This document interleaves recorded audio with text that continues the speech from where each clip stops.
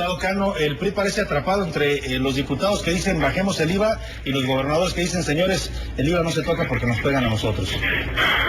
Buenos días. Bueno, no es así y no es como lo dice el diputado, mi amigo de Algerena. No. Dice que nosotros no tenemos una propuesta, al igual que la de ellos. Sí, por supuesto que tenemos, en la medida en que exista una permanencia en la parte impositiva, bajo las circunstancias en las que viven actualmente las empresas y los ciudadanos contribuyentes, pues nosotros no pretendemos modificar el régimen tributario, pero sí darle un espacio, en su caso, a la propuesta nuestra de disminuir el IVA en 35 mil millones de pesos, con un ajuste en el gasto corriente. Entonces, vis a vis, sería, digamos, bajo ese escenario, un cierto equilibrio en ese sentido. Por otro lado, pues estamos a la espera de que la Comisión de Hacienda, el presidente de la Comisión de Hacienda, el diputado Mario Becerra, pues nos convoque ya. Yo creo que ya estamos un poquito tarde, pero bueno, los tiempos legislativos son muy intensos en estos días y tendremos que tener listo el paquete el día 20 de octubre, ¿no? ¿Quería responder algo, Vidal? Bueno, sí, no hay una propuesta alternativa en términos fiscales, es decir, no hay una propuesta del PRI para terminar con regímenes especiales, no hay una propuesta del PRI para grabar más tabaco, no hay una propuesta del PRI para quitar los hoyos del sistema impositivo que hacen que no paguen impuestos muchos mexicanos. Eso es lo que falta en la propuesta del PRI. Gaby, te voy a hacer unas anotaciones. Decía el diputado Cano, hay que ajustar el gasto corriente, es una medida para compensar lo del IVA, y lo que se ha criticado mucho es que hay gastos superfluos fuertes en el gobierno, un crecimiento fuerte de la nómina de plazas especiales, de asesores. ¿Qué tanto el PAN está dispuesto a que el gobierno también se apriete el cinturón, pero de manera real, porque nos lo han prometido mucho y seguimos viendo gastos onerosos por todos lados? Lo que hemos visto es que los gastos onerosos sin duda existen, pero en los gobiernos estatales y municipales. Vemos que el gasto corriente en los estados ha crecido muchísimo en la última década, la deuda en los gobiernos estatales. Sin embargo, a nivel federal, el PRI se ha dedicado a construir una serie de farsas terribles y que tal vez en el PAN no lo hemos sabido defender correctamente. Una es el famoso incremento en las plazas. La realidad es que antes del año 2000, muchas de las plazas no se reportaban, nadie sabía ni cuántos empleados tenía el SAT, no existía. Bueno, ya el PAN siendo gobierno hemos buscado los datos y no se encuentran. En esta información, entonces. Claramente. En estas dos administraciones panistas hay que recordar que en la administración de Vicente Fox es cuando entra la ley de transparencia y acceso a la información, y es cuando entonces los gobiernos empiezan a hacer pública esa información. Nosotros desde el grupo parlamentario del PAN ya hemos hecho pública, hemos entregado a todos los reporteros cómo ha sido el avance, y de hecho ha sido una disminución de las plazas, sobre todo en la de los medios más altos. ¿Dónde se ha incrementado plazas? En los policías, en los militares, en los médicos y en los maestros. Sectores que la población no puede dejar a un lado. No se puede quedar el país sin educación, claro, no se puede quedar el país sin salud. Y si ha habido construcción de hospitales, ha habido construcción de escuelas. Solamente ahí es donde se han incrementado plazas. Pero yo más bien me pregunto, pues, ¿por qué cambia tanto el PRI de opinión? ¿Por qué un día, como dice aquí mi compañero Vidal, pues donde nos dicen que quieren disminuir el IVA, que implicaría una disminución en los ingresos de menos 33 mil millones de pesos? Pero si nos dicen que eso es lo que van a disminuir en gasto corriente, yo me pregunto ¿de dónde? Porque el año pasado fue precisamente el PRI quien se opuso a desaparecer 3 secretarías de Estado. Si se hubieran desaparecido esas 3 secretarías, la disminución hubiera sido de 5 mil millones de pesos. Entonces yo me pregunto de dónde sacarían 33 mil millones de pesos de nada más gasto corriente. Y esa es la pregunta que le hacemos, diputado. ¿Ajustar el gasto corriente dónde? A ver, mi estimada amiga diputada, estamos discutiendo el presupuesto federal. Cuando habla de los estados, es un problema de los estados, para eso hay congresos locales. A lo mejor, como les dije el otro día en tribuna, nuestros amigos diputados del PAN tienen deseo de ser congresistas locales o asambleístas, pues a lo mejor pues, está bien, ¿no? Pero aquí estamos hablando de diputados federales, estamos hablando del presupuesto federal primero. El año pasado, Salvador, hubo un ajuste de 105 mil millones de pesos. Fueron 4 mil millones de pesos de recursos adicionales de la ley que dio la ley de ingresos. Fueron 109 mil millones de pesos de ajuste en el gasto corriente y en gastos que no no estaban destinados justamente a tener el destino que nosotros, todas las fuerzas políticas, inclusive analizamos, junto con la Secretaría de Hacienda. Y entonces eso te dice el grado de margen de maniobra que tenía el año pasado el presupuesto federal de 105,000 millones de pesos. Es el segundo más grande de la historia de ajustes. El primero fue en el 2005, que fueron 113,000 millones de pesos. Entonces, yo no puedo entender cómo se puede decir que no hay margen de maniobra. Pero estoy demostrando que solamente el año pasado fueron 105,000 millones de pesos. Ahora, nosotros estamos trabajando para justamente, estamos buscando espacios y los vamos a encontrar, y los estamos encontrando, para poder ajustar el gasto en esa magnitud, cuando menos, ¿eh?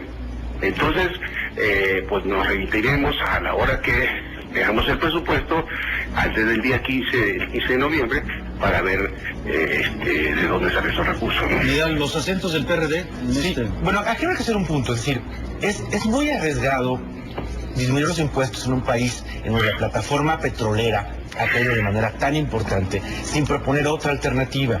Y además me parece una posición, pues francamente de derecha, es decir, recortamos el gasto, lo cual creo que es posible, el gobierno federal tiene margen, pero entonces vamos a asignarlos a más cosas.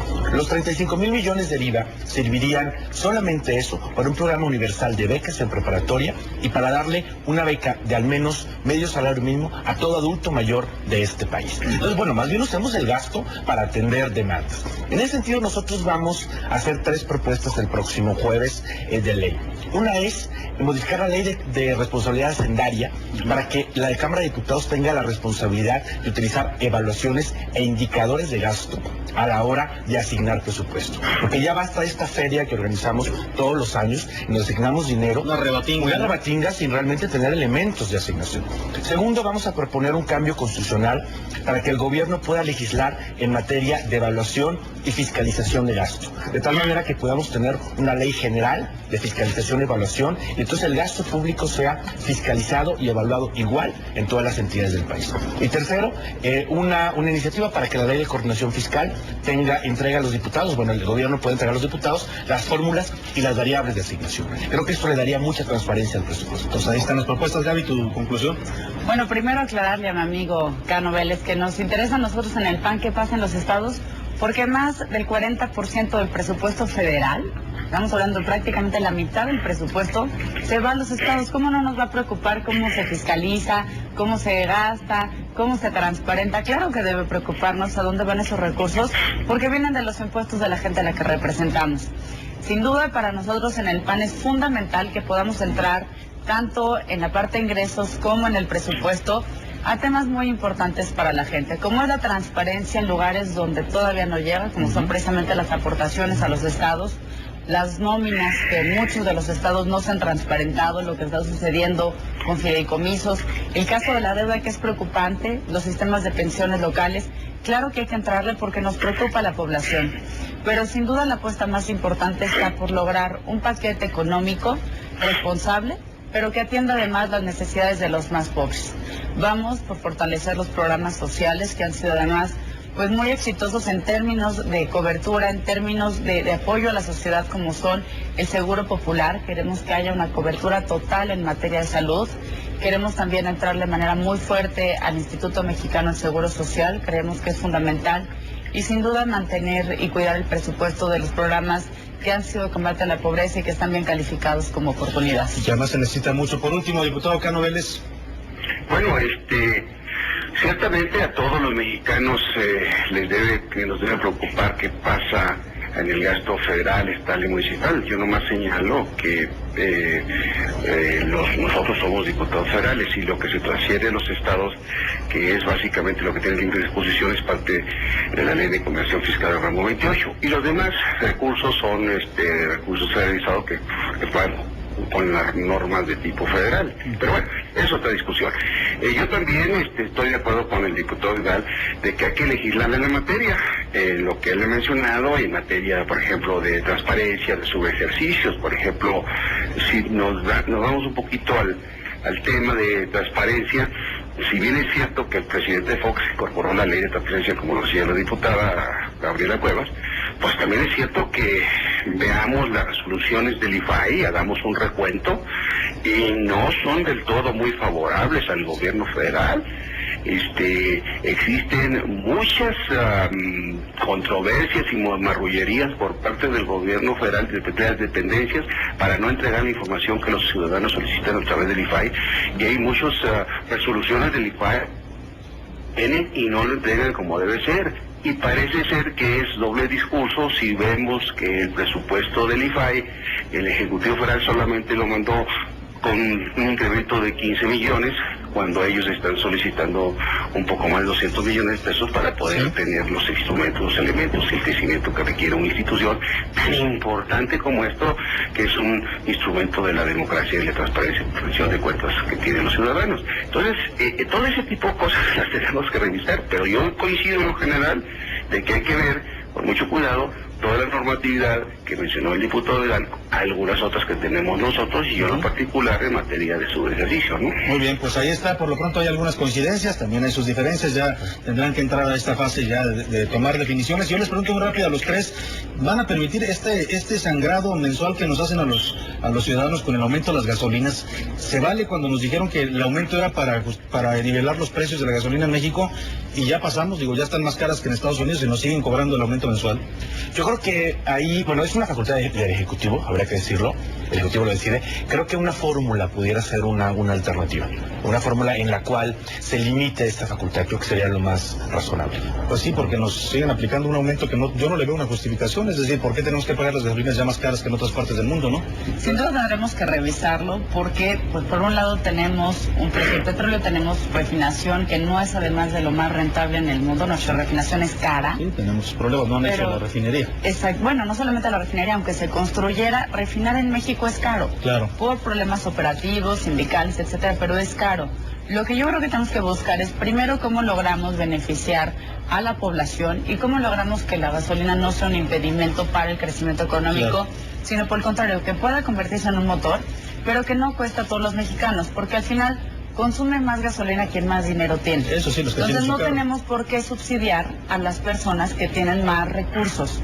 Habrá que revisar de qué manera se distribuye, cuáles son los patrones de consumo, pero por ejemplo es el colmo que tuviéramos que subsidiar a alguien que usa un Homer, que es un vehículo altamente contaminante, cuando bien podría estar usando un Tsuru, pero como es más rico usa el Homer. Pues sí, entonces habrá que revisarlo a todos. Bueno, diputado, rápidamente su opinión sobre este tema de las gasolinas. Sí, bueno, la gasolina aquí en México ha sido un instrumento recaudatorio que tienen las finanzas públicas.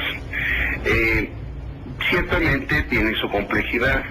En alguna medida ha estado por debajo en algunos tiempos del precio internacional, en otras ocasiones por debajo, y eso hace que la fórmula del IEPS sea positivo o negativo. En este caso son negativos permanentemente, pero tenemos que establecer alguna combinación, como bien se ha dicho aquí, donde no sea, digamos, recaudatorio con una cierta proporcionalidad, como lo ha mencionado la diputada, porque es cierto, es un poco regresivo el tema, sí, desde el punto de vista recaudatorio, pero al mismo tiempo se contrapone con alguna circunstancia de política pública que pudiera ser tener costos de los energéticos relativamente competitivos, para que las empresas y el transporte y todo lo demás y la industria tenga competitividad con respecto también a nuestros socios comerciales, así como la energía eléctrica y algunos otros, las tasas de interés, todo aquello que incide en la producción de las empresas o los empresarios